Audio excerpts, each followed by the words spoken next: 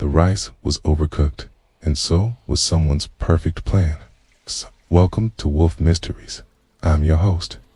I'd love to hear from you. Share where you're tuning in from today. Your comments make these mysteries richer. If you've ever worked for Nero Wolfe, you'd know why I keep aspirin and alibis stashed in my desk. The man's a genius, sure, but also a gourmet despot, couch-bound sphinx who'd let the house burn before missing lunch. He's cracked murders between bites of quail and soft riddles while sniffing mustard seeds. But he doesn't move unless it's to wield a fork or jab a finger at me. So when he froze, fork midair, eyes narrowing at the phone ringing in the office at 1:13 p.m. during lunch, I knew something was off. Want me to get that? I asked, mid-duck comfy. No, Wolfe grunted, chewing deliberately. Answer it after we're done. That was the cue. It might be nothing, but it wasn't nothing. When Wolfe says after, he means the second Fritz clears the dessert plates. The call was from a woman whose voice didn't match her name. I'm Mintrout, she said. My fiancé was supposed to have lunch with Nero Wolfe. I blinked. Lady, I'm his calendar. No one lunches with Wolfe except me, Fritz, and the ghosts of dead chefs. A pause. Then, perhaps, Mr. Wolfe doesn't know he was being watched or warned. That raised my eyebrow. Warning, Wolfe. It's like telling a cat to beware of cream. Your fiancé's name, he hesitated. Lawrence Cotter. He's missing. Her voice tightened. He told me, if anything happened, to ask Nero Wolfe what was in the rice. That's not a line you shrugged off, okay? Missing fiancé, a cryptic rice clue, and a woman whose tone could cut through Wolfe's smuggest armor. Scribbled it down in my notebook, then walked back into the dining room where Wolfe was finishing his pear tart and refusing to acknowledge that I existed. You're going to love this, okay? Sade standing behind his chair. We've been invited to solve a mystery involving a disappearing man and a cryptic comment about rice. And no, it's not about Fritz's peel-off. He didn't look up, but Ida's likely a prank or an unstable woman, possibly, okay? But she said the man told her to come to you, not the cops, not a lawyer. Okay, you Wolfe, grunted again, which in his native dialect of irritated. Intellectual ease translates to continue. His name's Lawrence Carter, and he had some connection to you. Maybe a meeting, maybe just an admiration of your big, beautiful brain.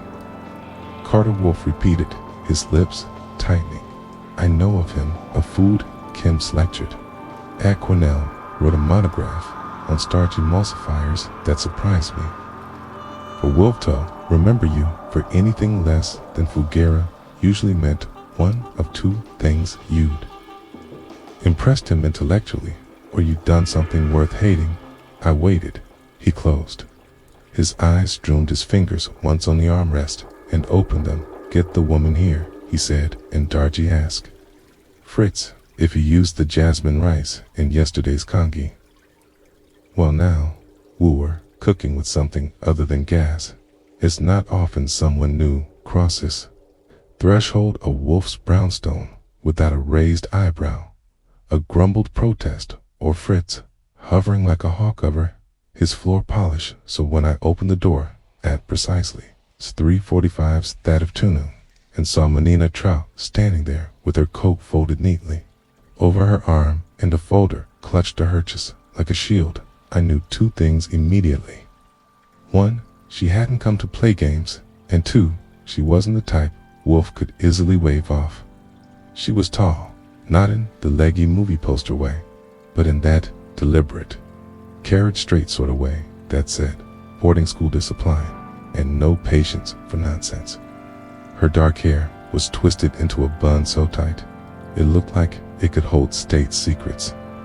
The only bit of chaos on her wasn't, her eyes, gray, sharp, and scanning every inch of the hall, as if she expected someone to pop out of the coat closet with a knife. Miss Trout, I said, gesturing her in. Welcome to the Master exclusive sanctuary in Manhattan. for orchid fanatics and functional misanthropes. She stepped inside and paused, taking in the wood-paneled foyer, the immaculate Persian rug, and the hush that settles around Wolfe's domain like dust in the library. Then she nodded once, if mentally filing it all away under serious men do serious thinking here. Mr. Wolfe is in the office. I told her, come on, he's been pretending to read Montaigne, but he's really just annoyed no one's explained the rice thing yet. That earned me the barest flicker of a smile. Inside the office, Wolfe sat in his throne behind the desk, arms crossed over his substantial middle. His gaze settled, not on her, but on a speck on the far wall. Classic Wolfe, make them come Toheen, in every way that counted. This is Mina Trout, I said, taking my seat in third leather chair, the woman with the missing fiancé and the cryptic grand clue. Sit, Miss Trout, Wolfe said, without looking at her. You were engaged, Lawrence Cotter. Yes, she replied, lowering herself into the client chair with that precision of someone used to tight skirts and tighter expectations. We've been together 2 years, engaged for 3 months, and I haven't seen him in 5 days. That got Wolfe's attention. His eyes slid over to her slow and appraising. She filed a missing persons report. She hesitated. No, he told me not to. He said, if anything happened, anything unusual, I was to come to you and tell me. Wolfe murmured, what was unusual? He missed dinner. Wolfe grunted. She clarified, he missed our dinner. Lawrence never does that, especially not when he's the one who made the reservation at the Chico house. That's his favorite Japaneseplis. Go on, Wolfe said. I went to his apartment. Nothing disturbed. His keys and wallet were gone, his car too. But he didn't show up to work the next day either. What the next? I spoke to his supervisor, Dr. Thing. He said Lawrence had taken a week of personal leave, but that doesn't make sense. Lawrence would have told me unless he couldn't, I added. She nodded grimly. Wolfe's fingers steepled. Why the mention of rice? That, she said, reaching into her folder. I wash up and you'd help me decipher. She laid a page on the desk. Wolfe leaned forward without rising. God forbid, and I craned my neck.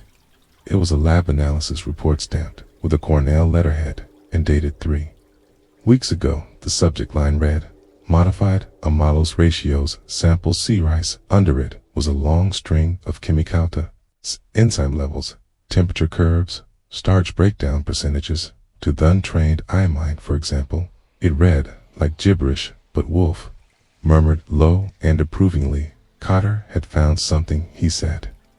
Something proprietary, she nodded. Been working on a new rice stabilizer, one that wouldn't break down under heat, ideal for mass market food products. He said it was 10 years of flavor retention in one tweak his words. But last month, he started getting nervous. He stopped bringing samples home. He told me if anything happened to bring you that report. Did he mention enemies, sabotage, legal entanglements? No, but had it, say someone had been sniffing around a rival, a buyer. I asked who, he wouldn't say, but he was worried. Wolfe sighed through his nose and leaned back. Archie, call Saul Panza, ask him to begin with Lawrence Cotter's movements for the past 10 days. Use the license plate. If necessary, I want his travel work home diversions on it. I got up and moved to the phone in the hall, my mind already buzzing. Something about this case had Wolfe keyed up. Not outwardly, of course, said. I've been watching that man's eyebrows for over a decade. They don't twitch unless his gears are turning by the time I returned. Wolfe was asking Miss Trout about Dr. Then, and something in her tone had sharpened. Thane's brilliant schwas sang, but possessive.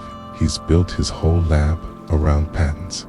If Lawrence serially made a breakthrough, something worth selling, Thane would want a piece of it.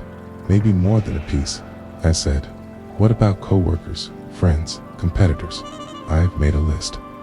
She saved, pulling another sheet from the folder. Lab staff, known contacts, and the names of 3 people Lawrence had lunch with regularly. One of them is a woman named Nero Wolfe. I think she's a food consultant. They were close romantically. No professionally, but I got the sense she wanted more. Wolfe snorted.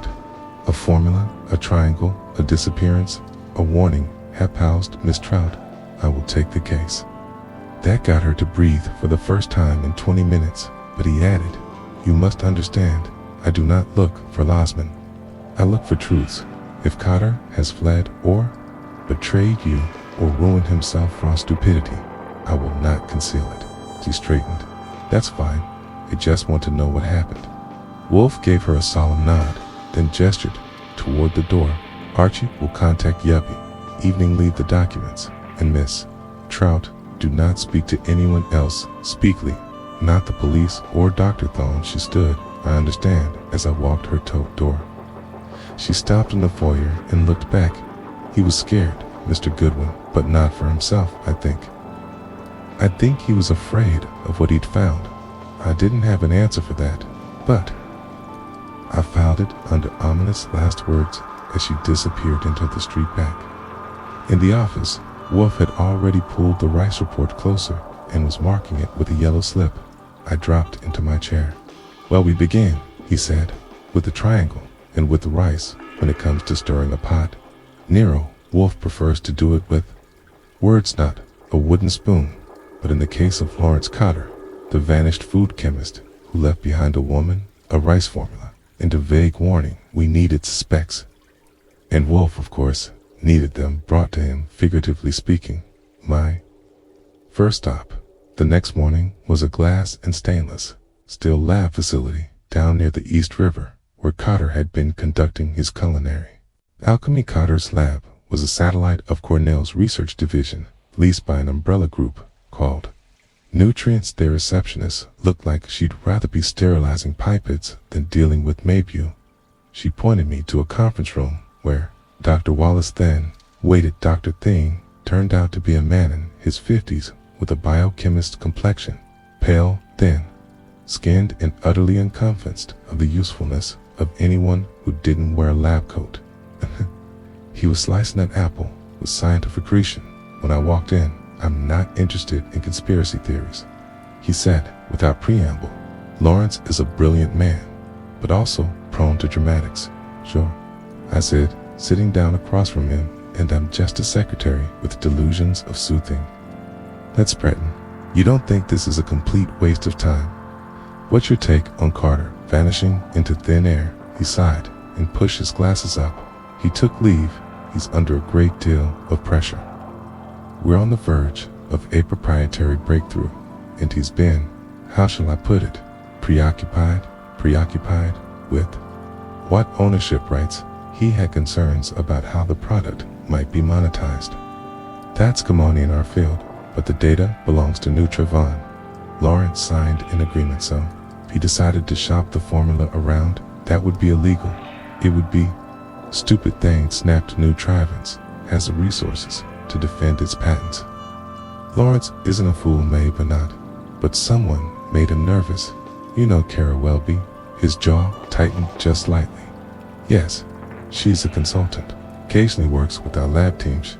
She and Lawrence collaborated for a few months on a starch delivery model, and where they closed his tone, flattened professionally. Well, that was a yes, translated through a jealous man's vocabulary. I jotted it down and thanked him for his time. As I stepped into the hallway, I ran into a young woman carrying a box of lab samples. She looked up, startled. Oh, you're the one asking about Lawrence, and you are Devin Neal's lab tech. I ran calibrations for Lawrence E's. A good guy didn't deserve to be pushed. How she hesitated, hunted, to keep part of the rights. Dr. Thing said it wasn't feasible. They fought a lot the day before Lawrence left. I saw him pack up some flash drives. Did he say where he was going? No, just told me not to trust anyone in a lab coat. I thought he was joking, that Medecho of us. I asked for her number and said we might talk again. She looked relieved to be asked. Back in the cab, I called Wolfe to report. He listened without interruption, then said Miss Willoughby next, and bring her to the brownstone if she come. I want her measured, tall, smart, and connected to the missing man you planning on proposing. No, but she may be the reason he vanished. By the time I got to Kara Welby's office on West 50th, I'd already decided. She was trouble the kind with a great perfume budget. She worked in culinary innovation, which is consultant speak for. I tell companies what flavor trends rich people will pretend to like.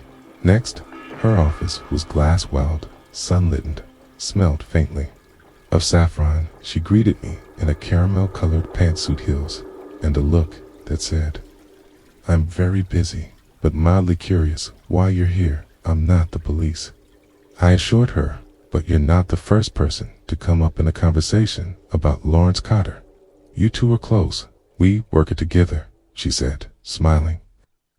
He was brilliant, oddly charming, a bit obsessivant. He's gone now. She nodded. "I've heard Mina called me. She's worried you're Nodium concerned, but Lawrence liked to vanish. He once flew to Kyoto for 2 weeks to study fermentation without telling Ganyan." "Did he ever talk to you about rice?" Her expression didn't change. Butch blinked, of course. "It was his obsession, a new stabilizer for shelf-ready, frozen rice dishes. He said it would make us rich. He wanted to form a startup." I told him it was risky, but he was serious. Said he didn't trust NutriaThink. "Did he give you any data?" She hesitated. "Some notes," she admitted, "not the full formula, just enough to tease a proof of concept. And if someone found out he gave those, then Neutrons might have a reason to make him disappear," she said. Then added dryly, "or sue both of us." I nodded toward her desk. "Can you come with him to meet someone who might help?" She frowned. "Who? Nero Wolfe?" She paused, then smiled. "The one who won't leave his house." "That's the one, but don't worry, y'all only need to come in through the front door. Getting back out might be trickier back at the brownstone Wolfedan. Rise, of course." But he did incline his head when I escorted Kara Welby into the office. She studied him the way you'd inspect a vintage appliance. Impressive, a little peculiar, and likely to catch fire under the right conditions, Miss Welby. Wolfe said you knew Cotter professionally. "Yes." "And he gave you data?" "Yes." "A copy?" "I no longer have it." I dilated. After he vanished, Wolfe's nostrils flared. "Why?" "Because if something had banatled him, I didn't want to pee next." "Miss Welby, do you believe he is dead?" She hesitated. "No, but I believe he ran or was made to run." "Kay, and who might benefit from his disappearance?" Her smile vanished. "Wallace. Kay. He wanted control, and he hated Lawrence's independence. If Lawrence tried to sell the formula elsewhere, Thane wouldn't allow that." Wolfe said nothing for a moment.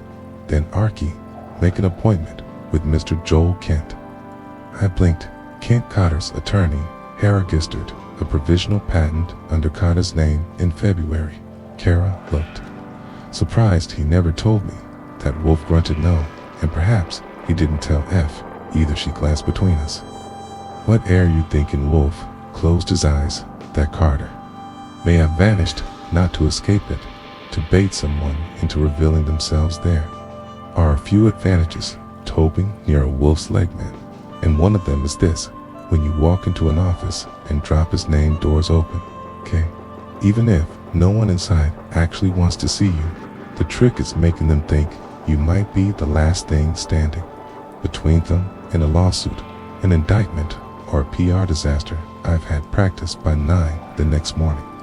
Walking into the sleek Park Avenue office of Joel Kent, patent attorney and paper pusher to the scientifically ambitious Wolfe, had been right of course. Cotter had filed a provisional patent on a rice stabilizer formula 3 months ago. He'd used Kent's services, but hadn't listed Nutra or Thane on the filing. Kent looked like he'd been born in a 3-piece suit and baptized in toner ink. His handshake was limp, but his eyebrows were aggressive. I was wondering when someone might come asking. He said, after offering me a seat and a view of the skyline, "Mina called me yesterday. She's worried." "So I've heard." I said, "You did the paperwork for Cotter's patent?" He nodded. "He came in twice, paid in cash, seemed nervous Hal looking over his shoulder, checking the clock every 5 minutes. Keast, how long it would take to finalize the claim, said he wanted the earliest filing date possible. That kind of urgency usually means one thing: he thought someone else was working on the same formula. Did he say who no butt-headed? Ask how hard it would be to prove theft if someone at his lab got hold of the work. That lined up with everything else I'd heard. Cotter was worried about sabotage from inside the lab, but if that was the case, I still had a couple blanks to fill. Namely, why would a guy smart enough to protect his work go missing without a trace? Did he talk about selling the formula? Kent hesitated. Can't give me a half nod. He hinted, said there was interest. Didn't name names. Just said some man from the outside had made an offer that was new and juicy. I made my notes and asked for a copy of the patent claim. He slid it across the desk. It was titled K. Method for Stabilization of Familial Structures in High Heat Applications. Applicant, Lawrence Cotter. Filed February 14th, Valentine's Day. Curious date for business move, unless the man had a flair for irony or desperate need for control. Thanks, Mr. Kent. I said one last thing. If Carter didn't come back for final submission. He didn't. That's the strange part, Kent replied. I called Nonesworth. The filing sits in limbo, never completed technically. It expires in a year. But he vanished 3 months, and I finished before he could seal the deal next. On my tour of Carter's world was his apartment, a tidy one-bedroom walk up in the East Village. Miss Trout had already given me a key, and Wolfe had sanctioned the visit on one condition: touch nothing unless you must disturb, nothing unless it disturbs you first, which will speak. For don't make Fritz look bad by ruining a stranger's kitchen. The apartment was plain overclean, as if Cotter had been trying not to leave an impression a few Framma degrees. On the wall, a pair of wireless headphones on the nightstand, and a spice rack in the kitchen that would have made Fritz raise an eyebrow. Not for its content, but for its order. Someone had alphabetized the dried herbs. The fridge was stocked with basics, plus one lemonade-bound glass container with leftover rice in it. That caught my eye. I cracked its lid and gave it a cautious sniff. It smelled like a Reese. A little nutty, slightly sweet, nothing suspicious, but something, a booty, tickled the back of my brain. There was no note, no label, no date, but this was a chemist's kitchen, and Cat wasn't the type to leave a sample lying around by accident. I snapped a photo and sealed it in a Ziploc I'd brought for the occasion.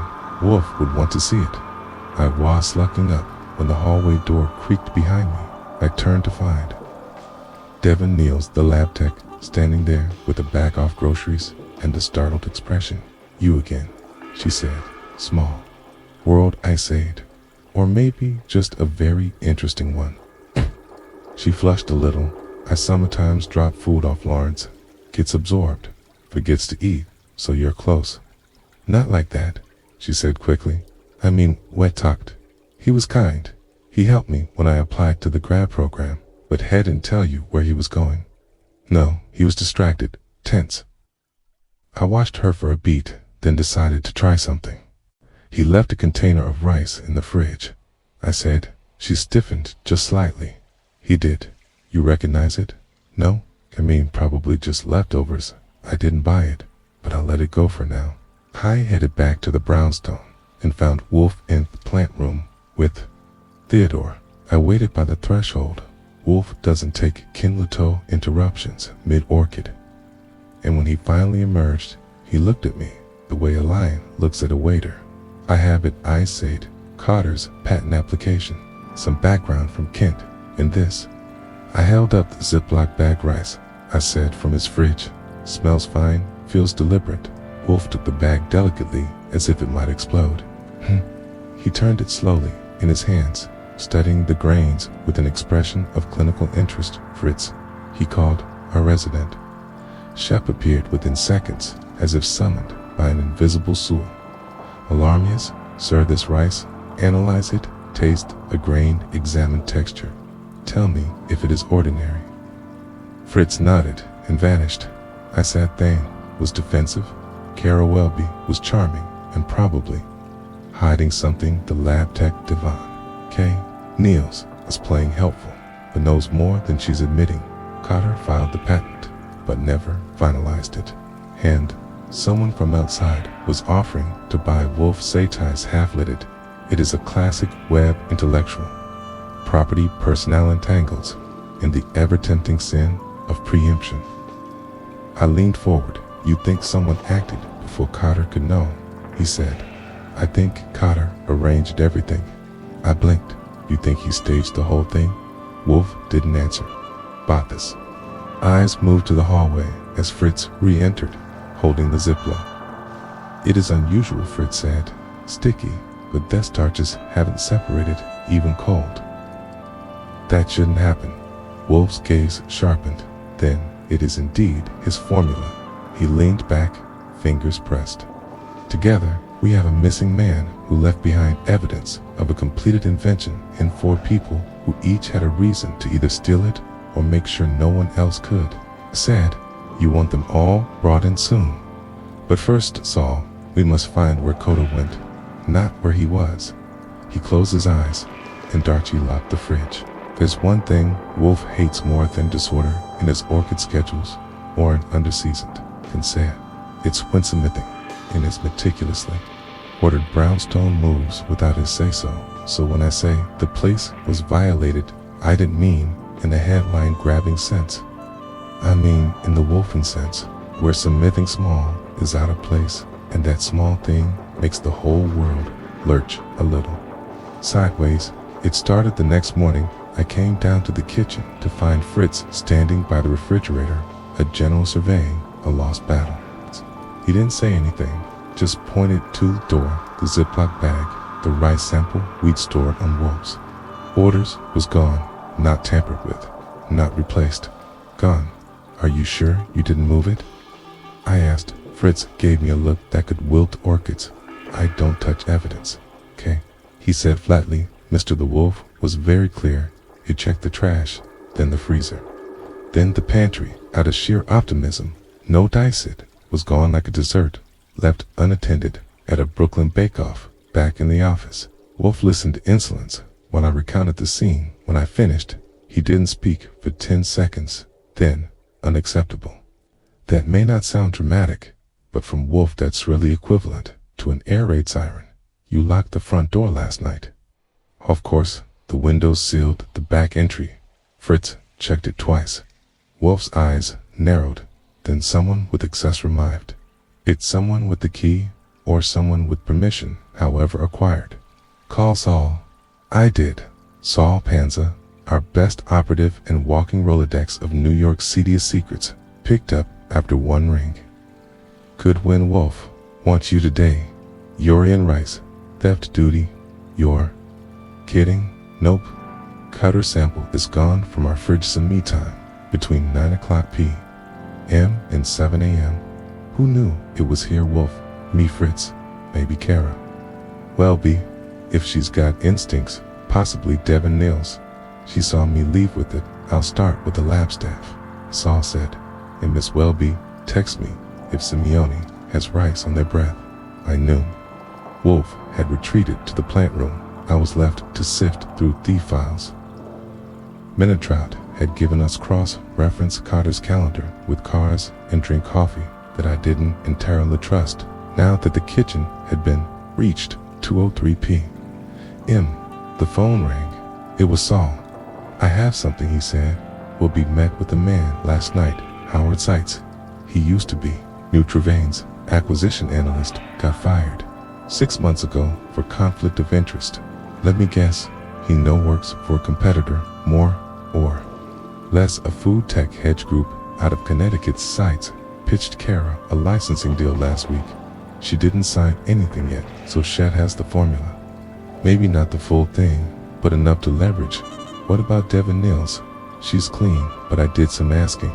She's got a brother hacker, works freelance. And guess what? He got a big Venmo. Came it 2 days ago. from an untraceable shell company. You think she used him to get into our system? Could be good. Kate could have cloned a drive. Maybe just picked a lock. She knew where the rice was.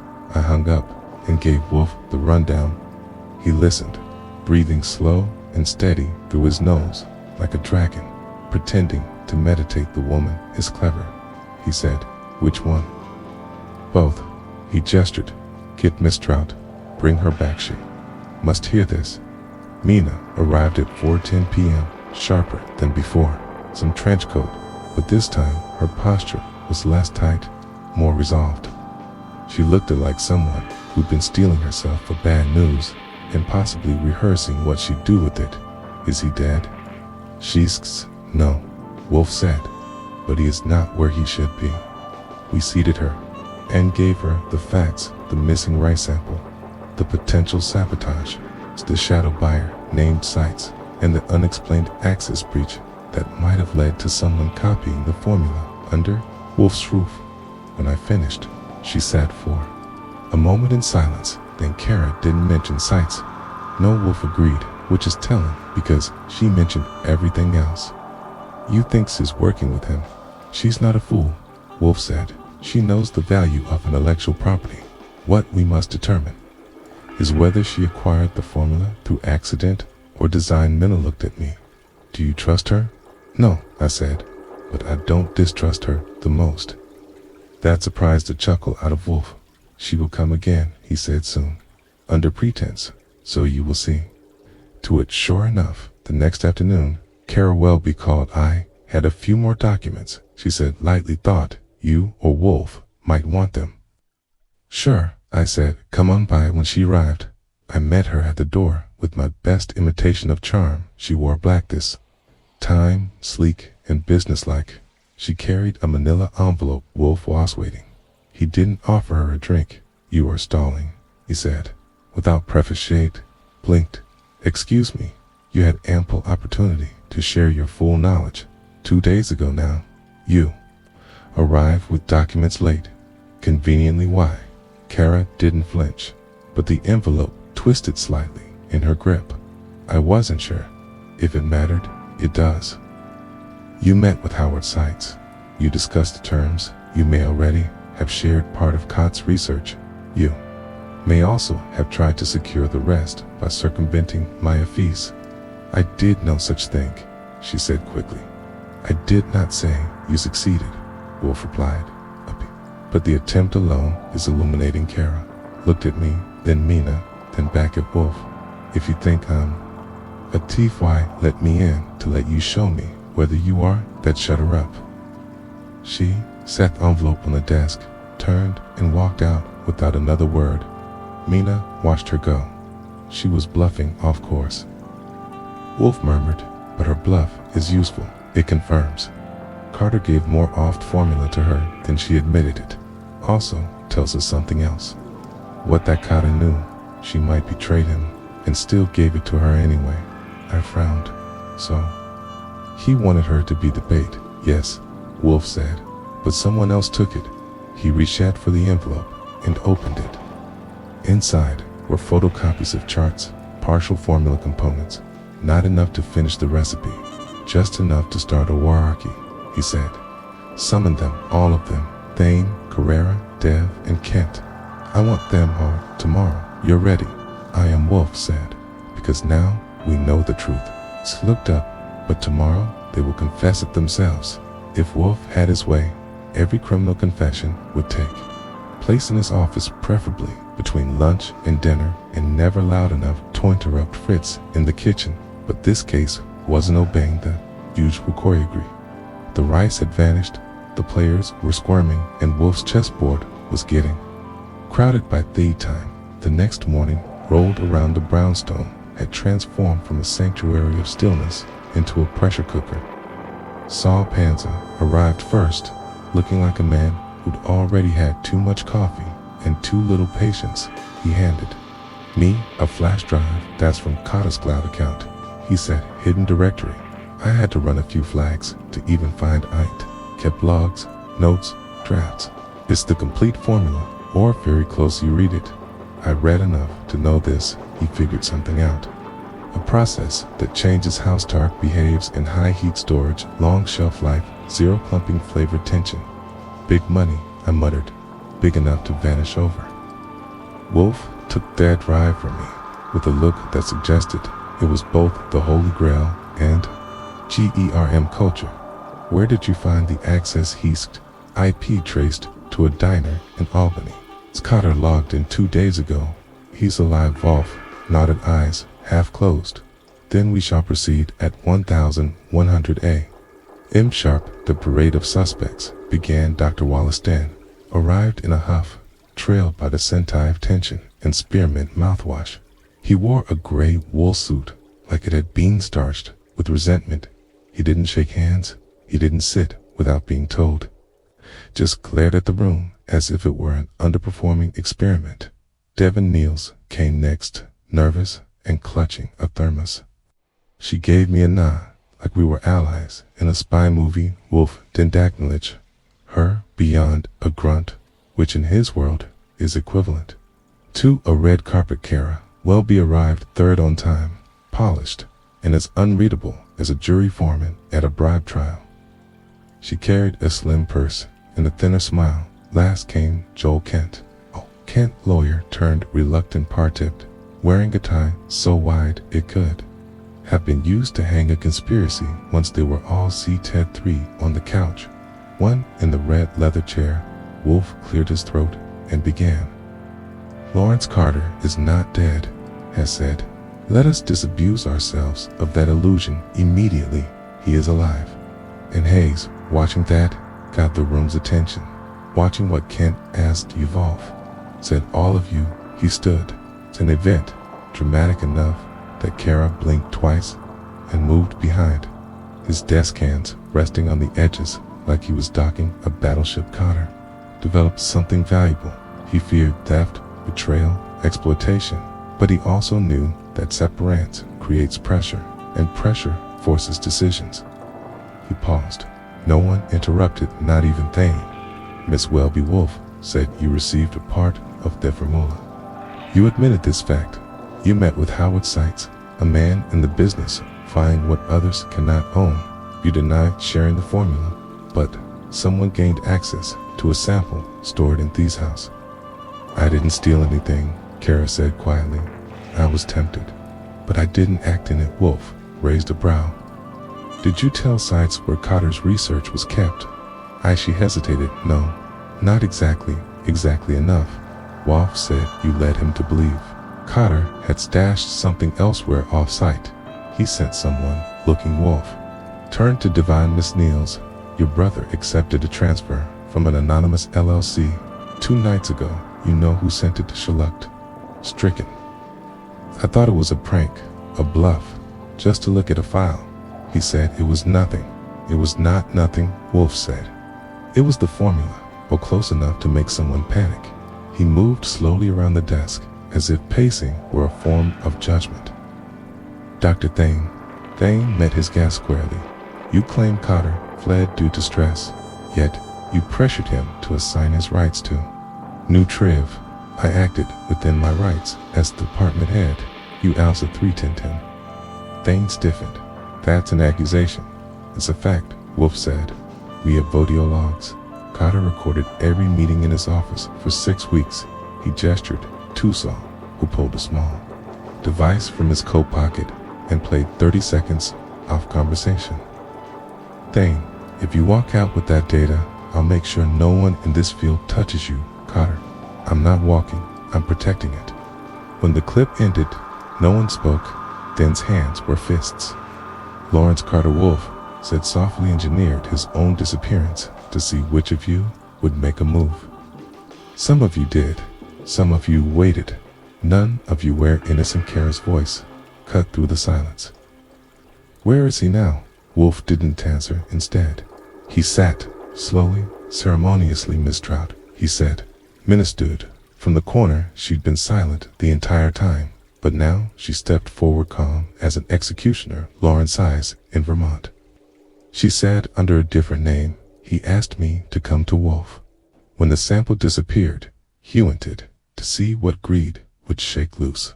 And did it? Kara asked, her voice tight. Mina didn't answer. She just looked at Wolfe. He gave her a slight nod. You each played your part. Wolfe said, Miss Welby, courted by us, Miss Nielsen aboard access.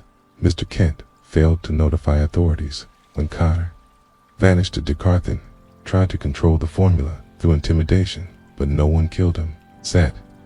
This time, Wolfe leaned back. Carter now knows who to trust, or rather, whom not to. He will proceed accordingly. The silence in the room thickened. A few people looked at the door. No one moved to Donna. Wolfe dismissed them, one at a time, and not a word to each other. They filed out slowly. Kara was last. She paused at the threshold. You knew all along, she said. No, Wolfe replied, but I suspected, and in my experience, suspicion ripens quickly when exposed to ego. She left without looking back. When the house was quiet again, I poured 2 drinks and handed Wolfe his. Well, I said that wasn't a murder, but it had claws. He grunted. Betrayal is often more corrosive than death, especially when intellectual property is involved. You think Cotter's safe now? Safe? Wolfe sipped. No, but he is at least no longer naive. He looked at me, eyes sharp. People will kill for money, but they'll re-end each other for ownership. It's a rare thing to see Nero Wolfe enjoy a case in real time. Usually, you have to wait until it's wrapped, filed, and the perpetrators are far enough away that their poor grammar or moral confusion no longer pollutes the air. But by the time we'd hearted Cotter's circle of suspects through the office, like a conga line of corporate regrets, something about the arrangement had pleased him. Wolfe didn't smile. He doesn't, but I know his tales. Slower breathing, longer silences, and a faint glimmer in the eye, like man relishing the flavor of a wee-lodged cane. The game, it seemed, was shifting in his favor, but the board wasn't cleared yet that afternoon. Wolfe called a halt to all non-essential activity in the brownstone, which in our world meant no outside interruptions, no deliveries, unless Fritz signed off on them personally, and most ominously, no visitors, not even the butcher. I asked especially.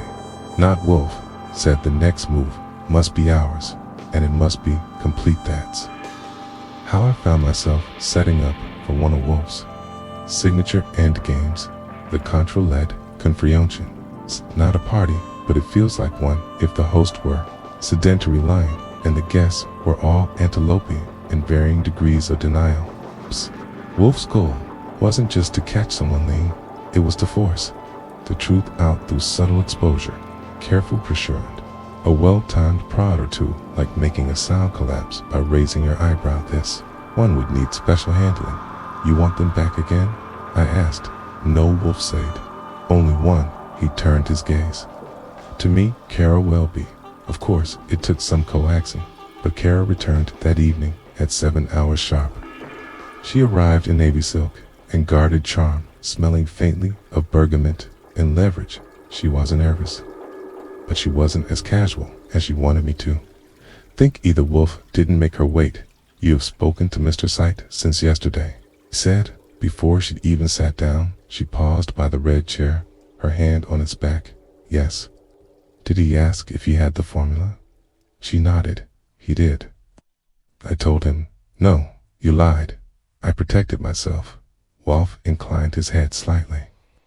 What was his reaction? He backed off, said the window had closed. I think he believed me. Wolfe pressed his fingertips together. You delivered him nothing correct. I deleted what I had unprovable but plausible. Wolfe murmured. And Cotter, I haven't spoken to him, not since Hetty Zappert. You still care for him? Wolfe said. Not a question. Kara looked at that carpet. I don't know. She said finally. I cared about what we built. I cared that it mattered. Wolfe grunted. Miss Welby, would you like to know the truth? She looked up. Don't I already know? Not all. Oh, fit. He nodded at me, and I crossed to the side cabinet where we'd locked away the last remaining piece of Cotter's legacy, a fresh copy of the complete annotated formal courtesy of Saul's digital recovery. placed it in front of Wolfe. This, he said, is what Cotter preserved the culmination of his work. It is proprietary, patentable, and, if distributed, worth 7 figures. Possibly more. Kara's gaze didn't leave the folder. Why are you showing me this? Because, Wolfe said, you're going to give it back to who? To Cotter. She blinked. He asked Kadu to do this. No, Wolfe said. He asked me to find out who deserved it. Kara sat down slowly, hands folded in her lap. I didn't betray him. No, Wolfe agreed. But you wavered.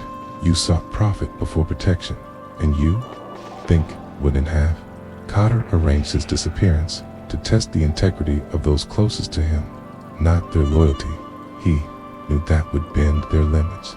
She was quiet for a moment, then said, So, what's the verdict? Wolfe leaned forward. Just slightly. You didn't sell it. You didn't steal more than was offered, but you failed a simpler test. Transparency. When you visited here, you already knew. Sykes was circling. You admitted that I wanted to fix it before it got worse, and yet, Wolfe said, you're tint. Twice she looked at him. What does that mean? It means you want redemption, he said. Which is inconvenient but useful. I had to hand it to Wolfe. Heckled, both indict and offer absolution in the same breath. He slid the folder across the desk, stopping just short of her reach. Cotter will contact you, he said. If he chooses, you may give this to him or not, but I recommend you do. Kara stared at it for a beat, then softly whined. Exhaled, because you were the only one who doubted your own intentions. She reached out and took the folder with both hands, carefully, like it might burn. Thank you, she said. Do not thank me, Wolfe replied. Thank your own restraint. After she left, Wolfe remained silent for a long while. I poured 2 glasses of cognac and handed him one. You always planned to give it to her, no, but you knew she'd come back. Yes, and what? If she hadn't, then I would have mailed it to Carter directly. He sipped, but he wanted to know who reached for it, who hesitated, who calculated. And she passed.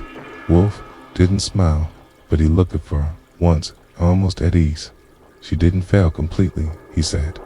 Sometimes, that's the deepest one can say of anyone. I leaned back, watching the shadows stretch across the office as Thesity buzzed outside. You think Cot's watching? I hope so, Wolfe said. If only towardness, the moment when truth, uncomfortable, incomplete, but sufficient, was handed back. If Wolfe had staged his living room for a stage play, this would have been the final act, the part, but the suspects returned not to scheme or spar, but to be quietly, thoroughly, and publicly dissected. No melodrama, no tantrums. Just Wolfe seated behind his desk, issuing truths like subpoenas, while I sat with my notebook and tried not to see for the ones being flayed. Hyde called it a gathering, not an inquisition, but let's not kid ourselves. The moment I made those calls, Thane, Devin Kent, each one realized the jig was not just up. It had been catalogued and documentalized. Kara Welby wasn't summoned. She'd had her final moment already the night Wolfe placed Cotter's formula back into her hands and handed her both a gift and a reckoning. No, this gathering was for Theodos, for those who had acted in Cotter's absence. The ones who assumed his silence was a vacuum they could fill at 6. The doorbell rang. Fritz opened it like a man defusing a bomb. Dr. Wallace entered first, brows drawn so tight they looked like quotation marks around a curse word. He refused Fritz's offer of tea and sat stiffly in the red leather chair like it was rigged. Devin Niels followed quiet, holding a messenger bag like it might shield her from scrutiny. She barely looked up as she took her place on the couch. Joel Kent, rather last late and annoyed, still clinging to the illusion that he was somehow just lawyer and not one of the players. He settled beside Devin and crossed his arms, like a parent at a school board meeting. Wolfe, of course, didn't rise. He nodded once at me, and I closed the office doors behind our little audience. Then he began, Mr. Cotter has not returned, because he does not yet feel safe. Wolfe said he entrusted me to determine why that got their attention. Even things sat a little straighter. There was a theft, Wolfe continued. Not of physical property, but of intention. When Cotter vanished, some of you moved swiftly, not to help, not to protect, but to see what could be salvaged, claimed, or hidden. He looked at Kent first. You were aware Cotter's provisional patent had not been finalized. You did not alert the authorities when he failed to reappear. Did you notify Miss Trout? I didn't think it was my role, Kent replied stiffly. Indeed, Wolfe said. You thought it was an opportunity. Kent flushed. Wolfe turned to Dave and Miss Niels. You facilitated access to a device used to extract data from Cotter's home. Whether you believed the request was harmless as a material, your brother was paid. You accepted the risk. She said nothing, but her hands clutched the strap of her bag tighter. Kent. Then Wolfe turned slowly to the new doctor. Attempted control through intimidation. Carter recorded your threats. You pressured him to cede his rights to Neutra, using your position not only as leverage, but as a muzzle. Thainsmith opened. May I know? Wolfe said calmly. You may listen. You have until now counted on Cott's silence. You believe it his absence meant capitulation. It did not. It meant strategy. He let that hang for a beat. Cotter's formula, his notes, and his final working draft are safe. And no, they are not in my possession. They have been returned to someone he trusts.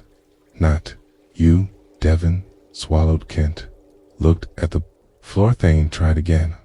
Wolfe, what exactly do you expect from us? Nothing, Wolfe said. You are not here to confess. You are here to understand that the game is over. He gestured toward the Folderon's desk. It's the same one Kara had carried out 2 nights. Before now, empty. You air free to return to your lives. Cotter will decide what becomes of his work, whether he chooses to return to New. Try Vance lessons independently or disappear again is no longer your concern. Thane stood. This is ridiculous. You're not the police. You're not a judge. No, Wolfe said, still seated. But I am the reason Cotter did not file charges. He preferred exposurato litigation. Tia's more elegant Thane flushed crimson.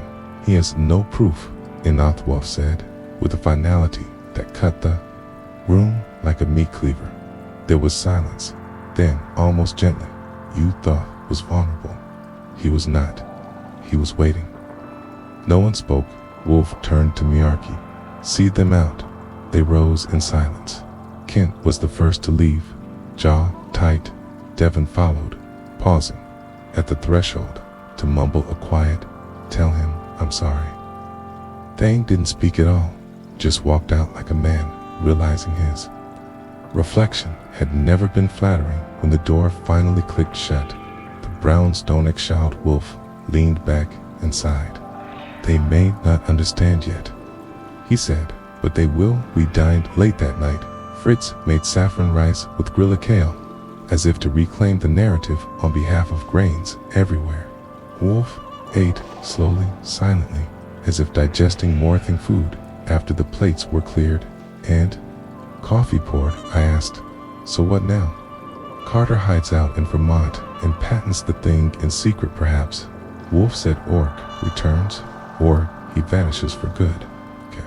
But the formula's safe, yes, and Kara she'll decide what to do with redemption. That apparently was all the philosophy War felt like dispensing. But I wasn't quite done. One thing, I said. What tipped you that Carter's disappearance wasn't foul play?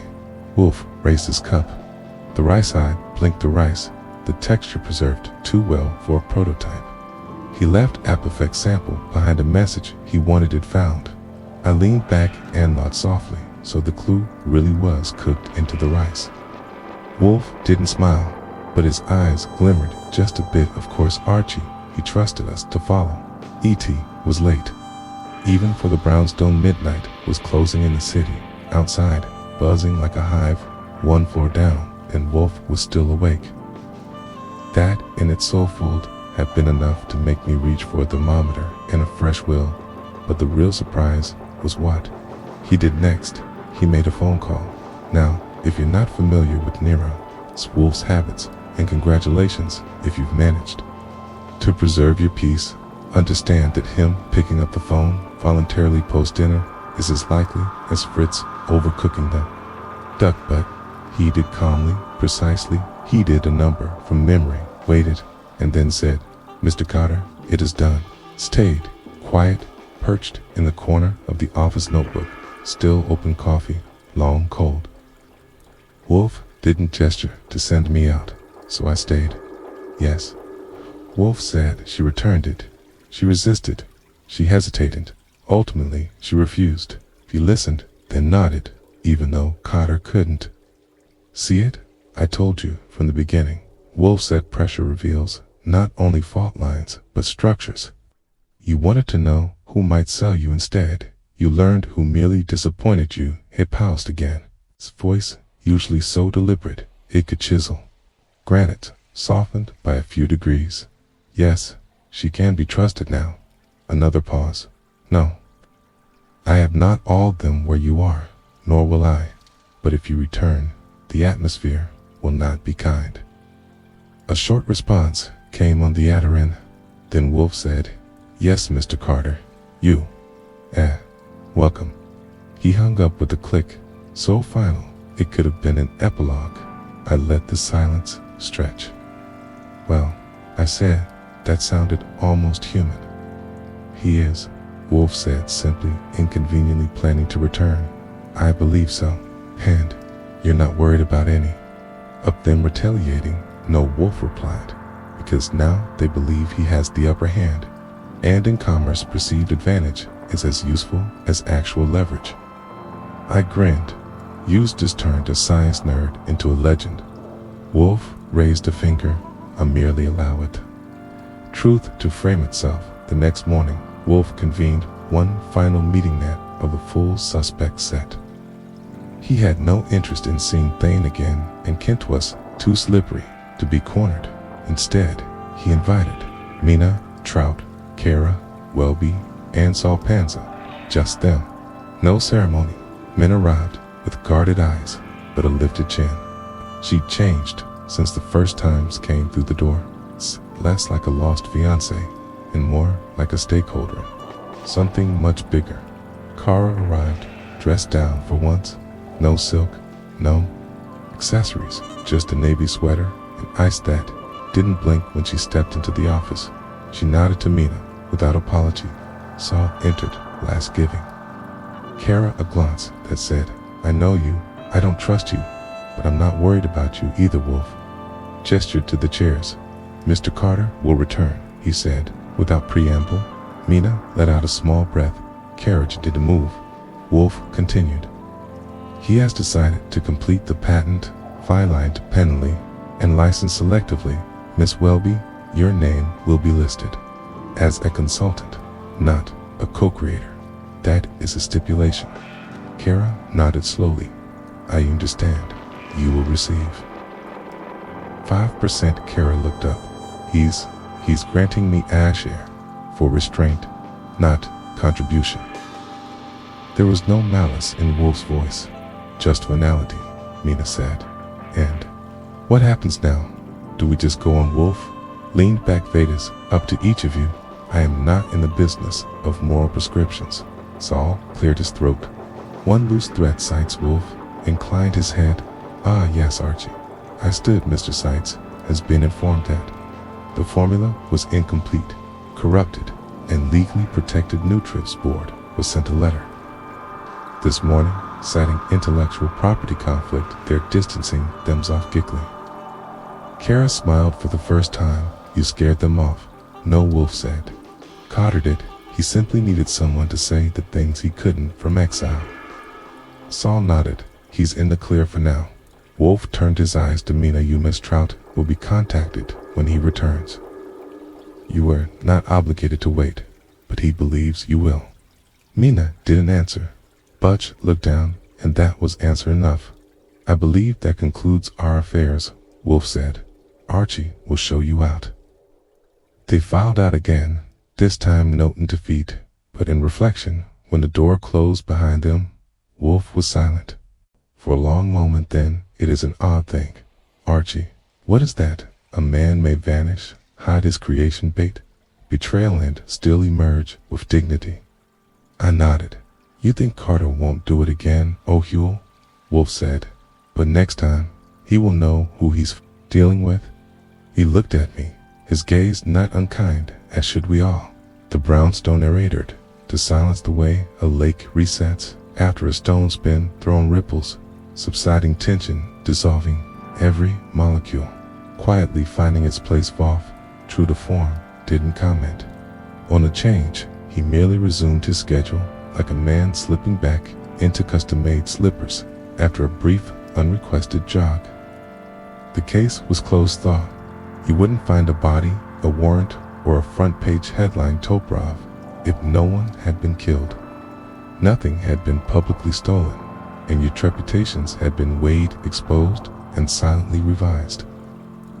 That was Wolfe's brand of justice, quiet, precise, and psychologically binding. Carter stayed where he was, at least for the moment. Wolfe didn't share his exact location with anyone, not even me, but I had a hunch. It was somewhere with wood stoves and reliable Wi-Fi.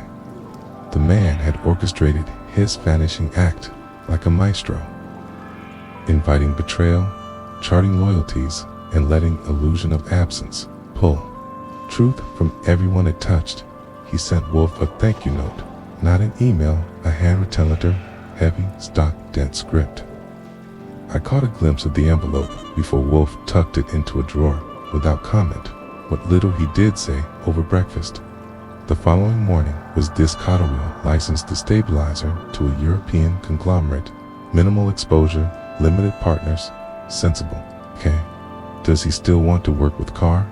I asked over soft-boiled eggs and rye toast. No, Wolfe's sake, but he will pay her. That is the cleaner line, and Mina. She will wait for a time. I looked up.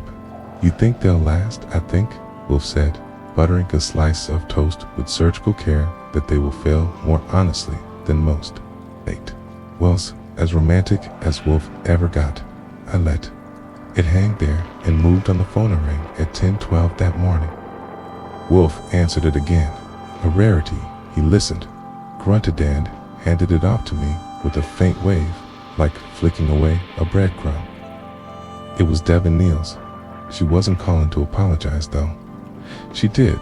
She wanted talk now, if she could, forward a job lead to Carter, something overseas research-based now.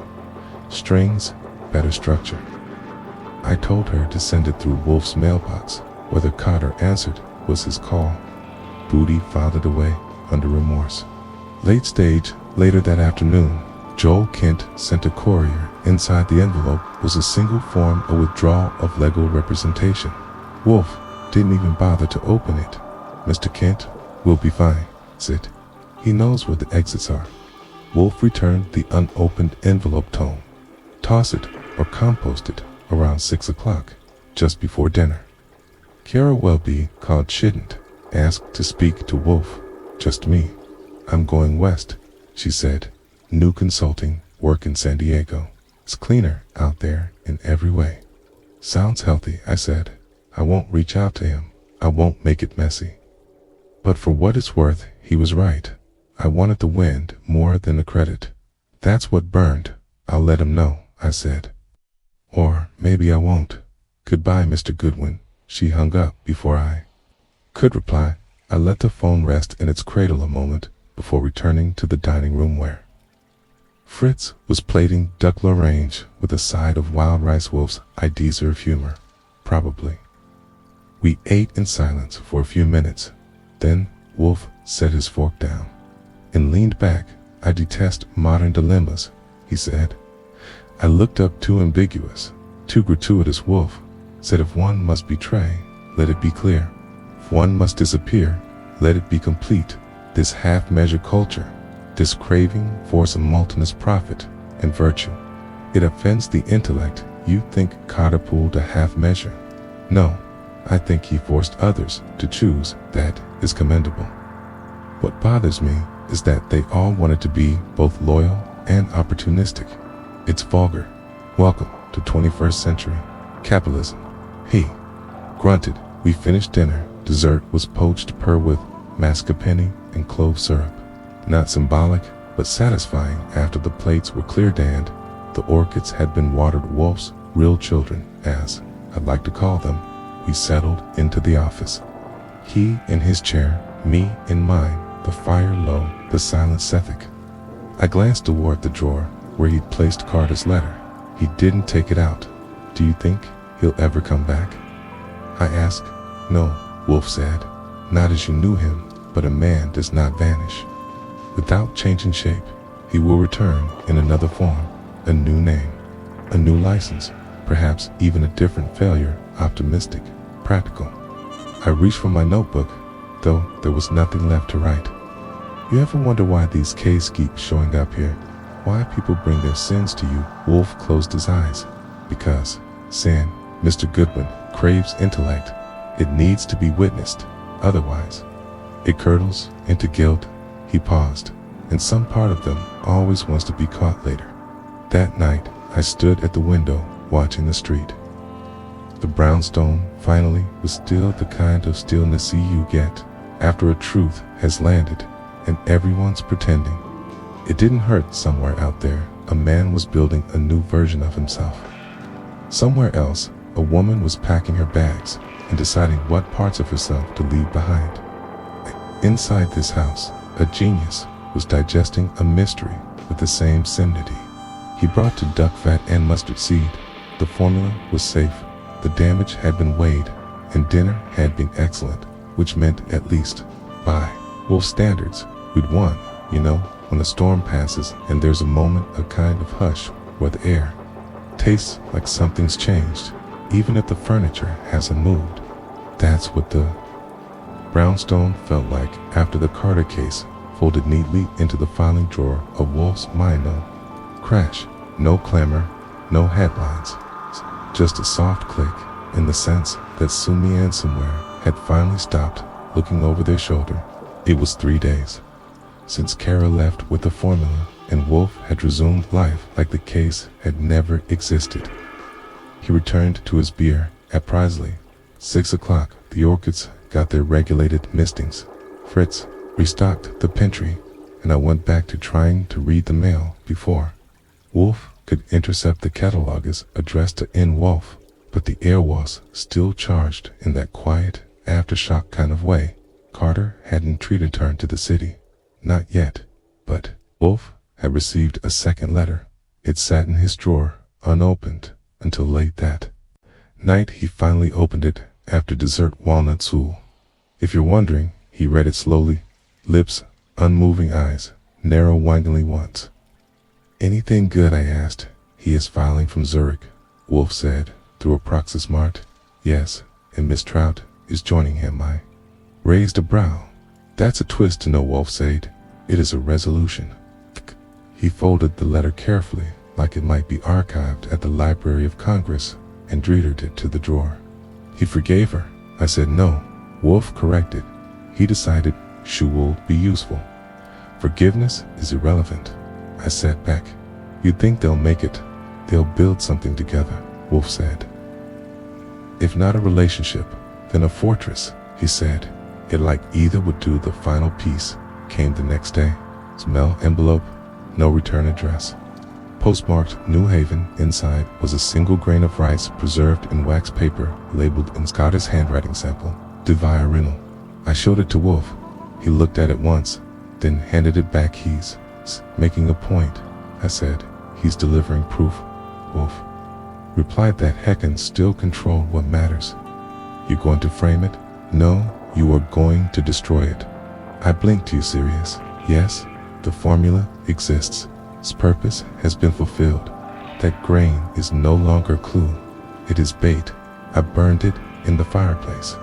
They'd weaning, and for a second the room smelled like starch and ink and something. It's like closure. That night Wolfe broke one of his own rules. Not a big one, not a legal one, but a principle. He asked me what I thought. We were sitting in the office. The fire low, the city hushed. Well, he said, did it satisfy you? Which part? The solution? The players? The result? I thought about Ida Kara's hesitation, Thane's bullying, Devon's guilt, Mina's steadiness, and Cotter, the man who disappeared, not Toffley, but two. See ya, I said. I think Cotter got what he wanted, and so did Wolfe, grunted. He got confirmation. I got verification of what that intelligence system, under pressure, separates those who intend from those who execute, and nodded, and the rice, he paused. Cooked with clarity, he said. Then he stood witchmate. It was time to end the night. I closed the office, turned out the lights and let the city fall quiet again. It was over. The man had vanished. The truth had emerged. And in the end, the clue wasn't a weapon or a witness. It was a grain artisan cooked just right, which, if you know Wolfe, is the only kind he respects.